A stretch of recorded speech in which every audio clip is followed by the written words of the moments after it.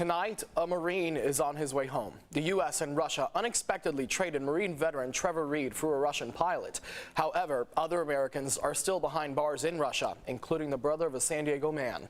CBS 8's Kirsten Holmes is following the story for us tonight. Kirsten, how are those other families with loved ones stuck feeling? Yeah, today was understandably bittersweet for them. I talked to Paul Whelan's twin brother, David, who lives right here in San Diego.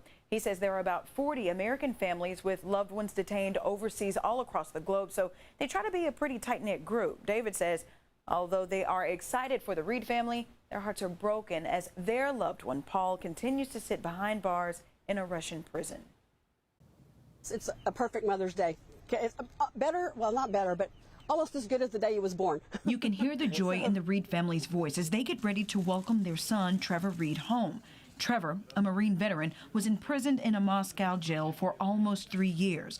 The Reed family says they're just happy Trevor is alive and on his way home. We have a close relationship with the Whelan family, and we talk to them regularly all the time. So our hearts were a little broken when we found out that it wasn't going to, the deal was not going to include Paul. How long has he been gone?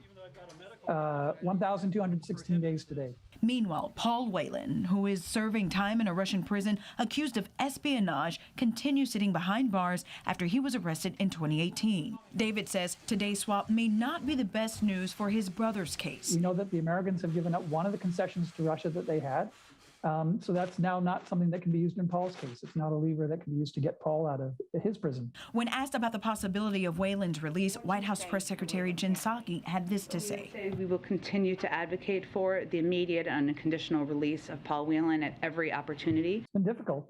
We were obviously thrilled. I heard about it 5 o'clock this morning or so. We're thrilled for the Reed family. Anytime a hostage is released or brought home, it's a wonderful thing. And we were disappointed, obviously, that Paul was not the one who was released. A family has limited resources, and you do start to wonder, well, how many more years do we have to do this? And frankly, my parents are both in their mid-80s now. How many more years do they have to live? And will they die before their son gets home? David says Paul calls home regularly, including the day of the prisoner swap, as soon as he found out. It is tough. And his first question to my folks was, why have I been left behind? And then you're left behind, and for who knows how long. It's been a very difficult day.